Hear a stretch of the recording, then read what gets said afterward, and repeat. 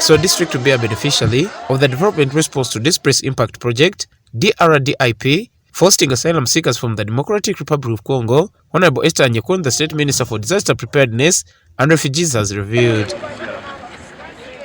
DRDIP is intended to address expanded development needs by the refugee hosting districts in the country.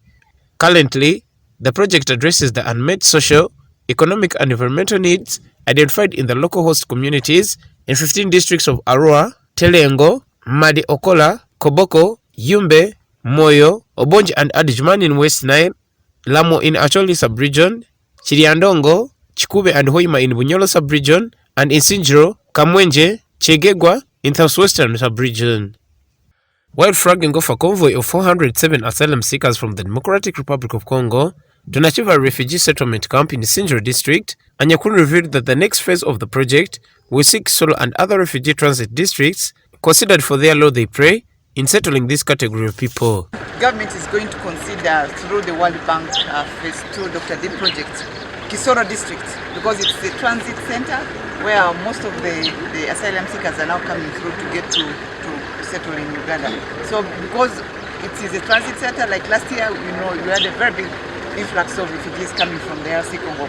We want Kisoro District to benefit from that project because most of the hosting districts have been benefiting from DRDIP.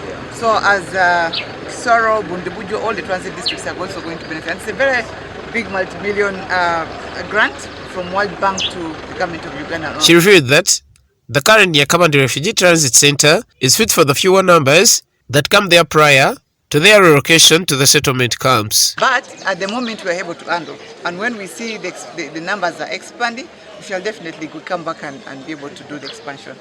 The structures have now improved. We had to, the dormitories here in the transit center are all now well facilitated. They have all the facilities, toilets, water and everything. But the moment we get this, we have also other places where we shall be able to take the refugees. So here we feel for now we are able to handle around 1,000 asylum seekers. Anyakun said that this country is trying by all means possible to provide the best services for refugees who come in. All refugees are accessing education, good education, actually better than any other part of this country, because through the partners they have the best teachers, they have the best materials, scholastic materials. You can realize that during the COVID-19 we didn't have space in the country to observe COVID-19 SOPs, but in all the hosting communities the people were able to go to school, and when they're able to go to school because they are created space, they had all the space and they had all the teachers in place. So all refugee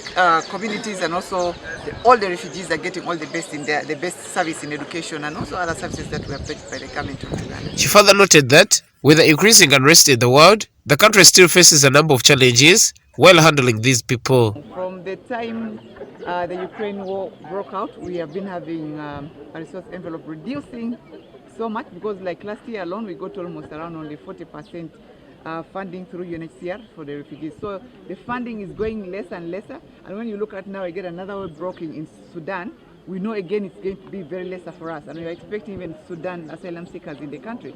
So it is this refugee issue is an international burden, and we shall still continue calling out to them to be able to support the government of Uganda through UNHCR to take care of the welfare and the upkeep of the refugees in our country. Pelusnat Manyabampa, the Deputy Director Program Operations at Save the Child International, said that in most refugee settlement camps, children face challenges accessing education, and therefore a more advanced strategy is necessary to solve this. The ways we can improve this is trying to set up at least some educational facilities in the resettlement so that children can be able to access services, and also one of the accelerated education program is kind of a bridging camp to make children catch up on the lost time.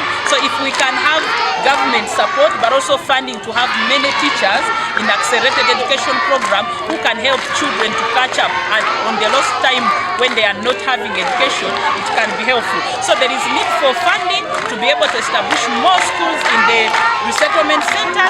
There is need for funding to support recruitment of many children, of many teachers who can support the highest number, the biggest number of children that is there in need, and obviously quite a a need of support of the scholastic material. Because as you know, this is a stressed community.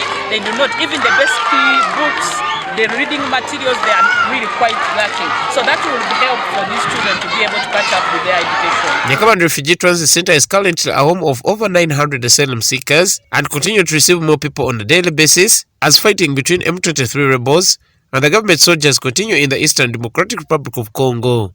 Since March 2022, Nyakabande Transit Site has hosted over 10,000 refugees. Nabati Yamachi for Chigezi Television.